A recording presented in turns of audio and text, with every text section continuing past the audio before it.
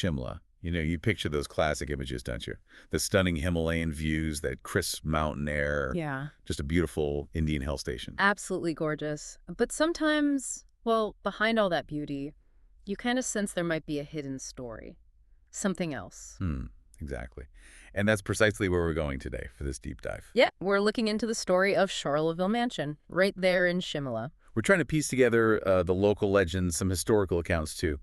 Basically trying to figure out what makes this particular place so, well, so compelling and, frankly, a bit spooky. Okay, so let's set the scene. Shimla, Himachal Pradesh, early 20th century. Right. The mansion itself, it goes up in 1913, very colonial style, you know. And its first notable resident was a British officer, Victor Bayley. He was the assistant secretary of the railway board, I think. That's right. So you have this very sort of official historical starting point. It wasn't built as some mysterious ruin. No, quite established, which makes the stories that come next even more. Oh, interesting. It really does, because the strange stuff, it seems to start pretty much right away with the Baileys themselves. Yeah, they reported things almost immediately, didn't they? Yeah. Like objects moving on their own. Mm-hmm. And whispers at night when everything should be quiet. And that general, really unsettling feeling of constantly being watched. It clearly wasn't just, a draft or creaky floorboards. It was apparently intense enough that they decided to leave. Which really makes you pause, right? What exactly did they experience that made them abandon this, presumably quite nice house? Precisely. It elevates it beyond just local rumor when the actual occupants bail, and their experiences sort of set the precedent. For what came later? Yeah, for the stories that accumulated from other visitors over the years. And those accounts get pretty specific, too. People talking about sudden, sharp drops in temperature. Right, even inside on a perfectly normal day. Just these pockets of intense cold. And then there are the apparitions, like fleeting figures seen in hallways. Glimpses, things caught out of the corner of your eye, and then they're gone, that kind of thing.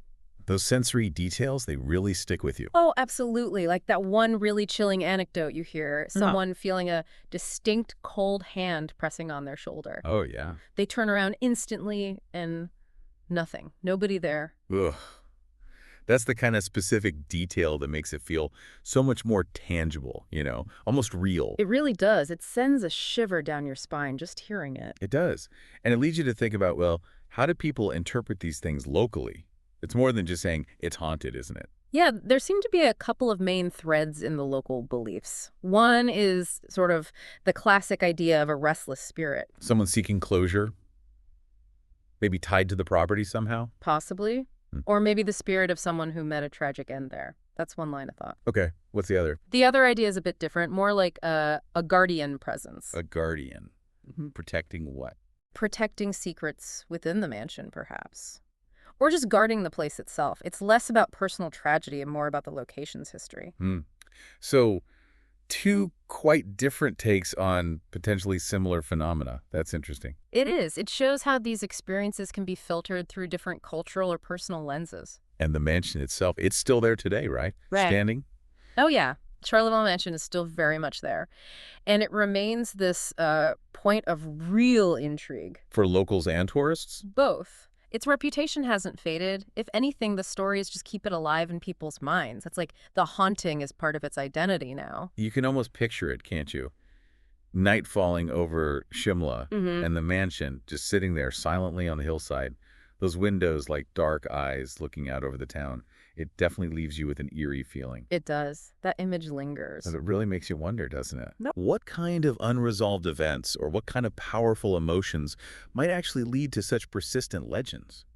How do places like this hold on to stories so strongly? That's the big question, isn't it? What imprint does the past really leave behind? Something for you to think about. Definitely food for thought. Thanks for exploring this one with me. My pleasure. It's a fascinating case.